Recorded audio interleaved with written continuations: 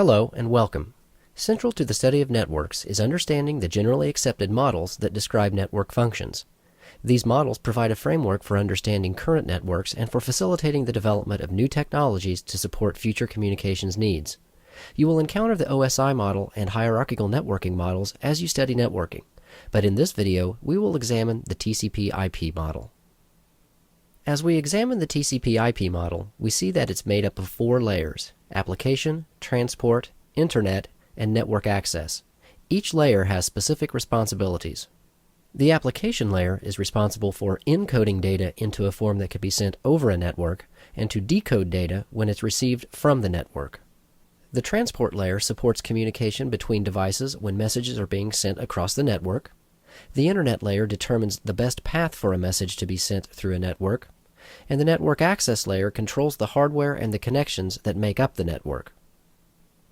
Each layer has specific protocols that facilitate communication. These protocols, which are implemented on both the sending and receiving ends, interact with each other to provide the successful end-to-end delivery of messages. Let's look at how the communication process happens as explained in the TCP/IP model. First, the creation of data at the application layer of the source device. Next, segmentation and encapsulation of data as it passes down the protocol stack of the source device. Then, the generation of the data onto the media at the network access layer of the stack, followed by the transportation of the data through the inner network, which consists of media and intermediary devices such as routers and switches. Finally, the data is received at the network access layer of the destination device, where it is decapsulated, reassembled, and passed up the stack to the application layer. As application data is passed down the protocol stack on its way to be transmitted across the network media, various protocols add layer-specific information. This is commonly known as the encapsulation process. The form that a piece of data takes at any layer is called a protocol data unit, or PDU.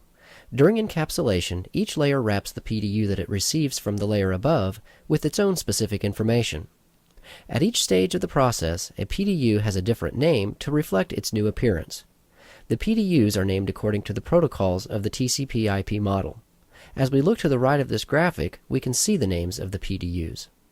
Data is the term for a PDU at the application layer.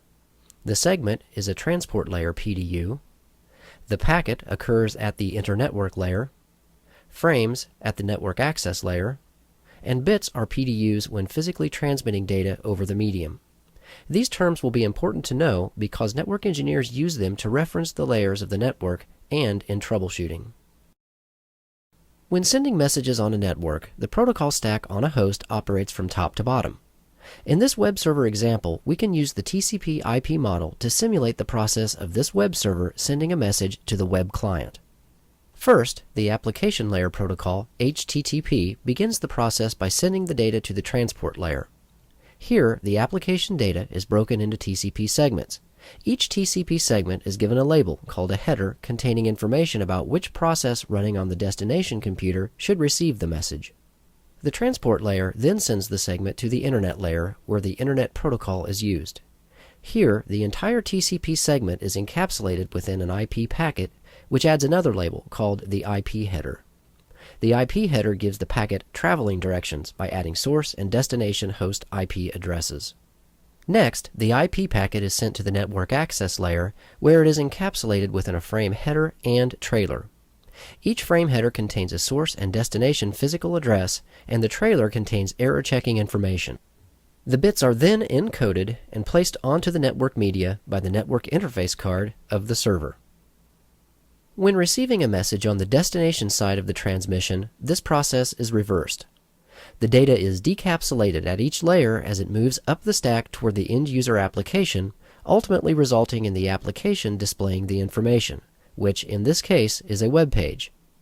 The encapsulation and decapsulation processes are important to know because they form the basis for how all data is sent and received on a network.